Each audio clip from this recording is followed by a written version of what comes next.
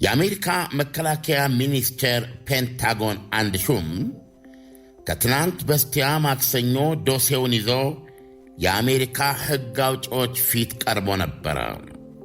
ኮንግረስ ፊት መልእክቱም ይጎመዛል። ክቡራን አለ ፔንታጎን እንቅጩን ሲነግራቸው፣ ኢራናውያኑ እስላማዊ አብዮተኞች በሆርሙዝ ሰርጥ ውስጥ እንደ ዓመት በዓል የሳር ጉዝጓዝ የነሰነሱትን ፈንጂ ለማጽዳት በትንሹ ካሁን በኋላ 6 ወር ይፈጃል። ይሄም ሊሆን የሚችለው ጦርነቱ ካቆመ በኋላ ሲቆጠር ነው አላቸው። እየመጣሽ ተኚ አለ ያገሬ ሰው።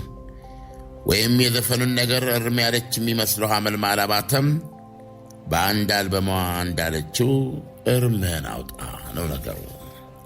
ምን ማለት ነው ትርጉሙ ብሎ የሚጠይቅ ካለ ትርጉሙማ ይህ ታላቅ ቁጣ ኤፒክ ፊውሪ የጫረው ፍልሚያ ኢኮኖሚያዊ መዘዝ ህመሙና ቁርጥማቱ በኢትዮጵያኛ እስከ መጪው አዲስ ዓመትና 2019 ዓመተ ምህረት ብሎም ከዛ በላይ ይዘልቃል ማለት ነው።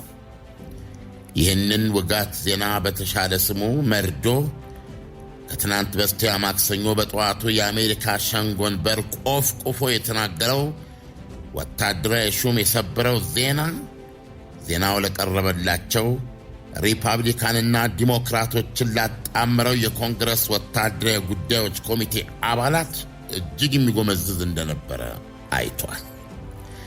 እንደራሴዎቹ የክብር ጉዳይ ሆኖባቸው እንጂ ጠጉራቸውን እየነጩና ፊታቸውን እየቧጠጡ እላያቸው ላይ አመድ እየነሰነሱ ቢንከባለሉ ደስ ባላቸው ነበረ። ተበሳጭተዋል።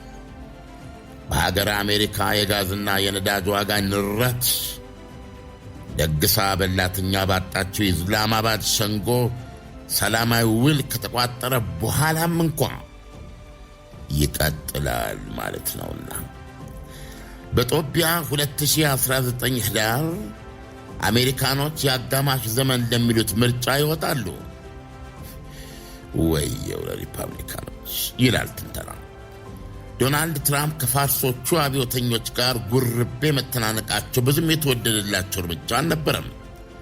የሕዝብ አስተያየት መመዘኛዎችም ይህን ያረጋግጣሉ። ትራምፕ ወደ ሥልጣን ወንበሩ የመጡትና አገሩን ሁሉ ማጋ የሚለውን ቀይ ኮፍያ ያስጠለቁት ራሴን በውጭ አገር ጦርነት ውስጥ አልተበትብም፣ ይልቁንም ለአሜሪካ ሰው የዕለት ሕይወት ተድላና ምቾት ቅርብ በሆኑ ሀገራዊ ጉዳዮች ላይ አተኩራለሁ ብለው ነበር። አሁን ይኸው እንደ ልምዳቸው እንዳለፈው ሰኔ 2025 በኢትዮጵያ 2017 የ12 ቀናት ጦርነት ወቅት ጸረ የኒውክሌር ተቋማት የአየር ድብደባ አድርገው ውልቅ እንዳሉት ወይም ቬንዙዌላ ውስጥ እንዳደረጉት ፈጣን ነቀላና ተከላ ያለ ድል አቅነውና ፈልገው በቆራጥነት የኢራን ጦርነት ውስጥ ቢገቡም የኢራን እስላማዊ አብዮተኞች የሆርሙዝ ሰርጥ ረግረግ ውስጥ እግራቸውን ጨምድደው ያዟቸው። እንዴት ብለው አረቤት በኩል ከዚህ ረግረግ ይውጡ ነው ጥያቄው። ትናንት ሮብ በአገር አሜሪካ የ1 ጋሎን ወይም የ3.8 ሊትር ነዳጅ ዋጋ በአማካኝ $4 ከ02 ሳንቲም ሆኗል። በኢትዮጵያ ገንዘብ በትንሹ 700 ብር ማለት ነው። ትራምፕ በወርሃ የካቲት እዚህ ጦርነት ውስጥ ሳይመሰጉ በፊት 480 ብር ገደማ ነበረ። ከ200 ብር በላይ ጭማሪ ያለው ማለት ነው። የጋሎን ነዳጅ የሳንቲም ጭማሪ ሁሉም የኢኮኖሚ ዘርፎች ላይ መዘዝ አላት። ከወር አስቤዛ ጨምራ እስከ መታከሚያ፣ እስከ ትምህርት ቤት ክፍያና አጠቃላይ የኢኮኖሚ ደህንነት ላይ እጦት ታስከትላለች። ፕሬዚደንት ትራምፕ ለመሆኑ ይህ የነዳጅ ቁልል ዋጋ መቼ የወርድ ይመስሎታል ተብለው ሲጠየቁ ምላሻቸው ይሄ ነው ተብሎ የሚጨበጥ አይነት አይደለም ይላል ዘጋቢው ዋሽንግተን ፖስት። በቃ ከዚህ ወር አያልፍም እና እስከ አጋማሹ ምርጫ ጊዜ ድረስ እንደዚህ ሆኖ ሊቀጥል ወይም ሊብስበት ይችላል ከማለት ጀምሮ ከምርጫ በፊት በጣም ይወርዳል በሚሉ ተስፋዎች መካከል ይዋሽቃል። የገንዘብ ሚኒስትራቸው ስኮት ቢሴንት በወገናቸው ከመስከረም መጨረሻ በፊት ወደ $3 የወረደ ነዳጅ አይኖረንም ሲሉ ፍርጥም ብለዋል። ማክሰኞ ዕለት የከንፈር ጢሙን ሳይቀር ተላይቶ የኮንግረስ ወታደራዊ ኮሚቴ ፊት የቆመው የፔንታጎን መልእክተኛ ሲነግራቸው ኢራን በሆርሙዝ ሰርጥ ውስጥና በዙሪያው 20 ወይም ከዚያ በላይ ፈንጂዎችን ሳታጠምድ አልቀረችም ብሏቸዋል። ሆርሙዝ ሰርጥን እንደምታውቁት ደግሞ የመካከለኛው ምስራቅ የነዳጅ ዘይትና ጋዝ የፋርስ ባሕረ ሰላጤን የሚያልፍበት በር ነው።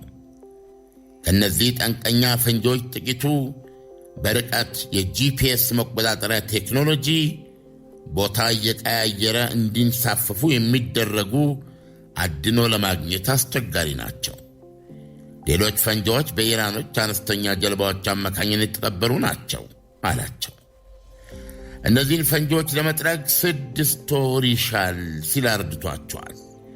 ያውም ጦርነቱን ካቆሙ በኋላ ሲቆጠር ማለት ነው። ፔንታጎን ወሬውን ከ3 የነበሩ ምንጮች ቃርሞ የዘገበውን ዋሽንግተን ፖስትን እነዚህን የውሸት አሉ ተባሎችን በማተም ከእውነት በላይና ይልቅ አጀንዳ ማራመድ እንደበለጠባችሁ ያሳያል ብሏቸዋል። ዋሽንግተን ፖስት ዋሽተን ከሆነ አስተባብሉን ለማለት ዋና ተዋጊ የአሜሪካ ማዕከላዊ እዝንም ሆነ ዋይት ሃውስን ቢጠይቅም ምላሽ አላገኘም።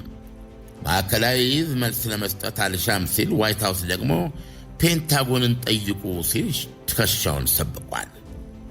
ኢራን በሰርጡ ላይ መርከቦችን በጥይት የምትቆላው በፒንሳ ንቅ አድርጋ የቆነጠጠችውን የዓለም ኢኮኖሚ ስስ ብልት ይበልጥ ለማድማት ነው።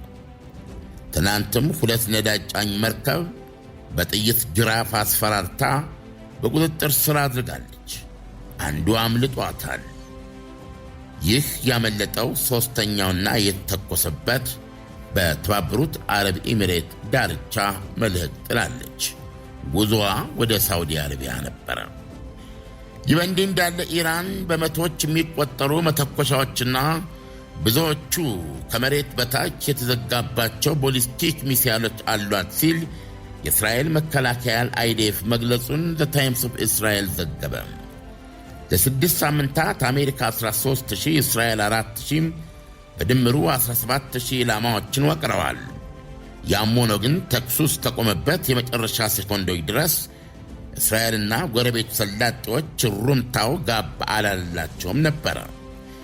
ኢራን የሚሳኤል ክምችቷን እንደገና ለማንሰራራት ሁኔታውን እያሰናዳች ከመሆኑ አንጻር እስራኤል በኢስላማባድ የአሜሪካ ኢራን ድርድር ኒውክሌር ላይ ብቻ ያተኮረ እንጂ ሚሳኤሉንም ያካተተ አለመሆኑ እየከነከናት ነው ይላል ዜናው።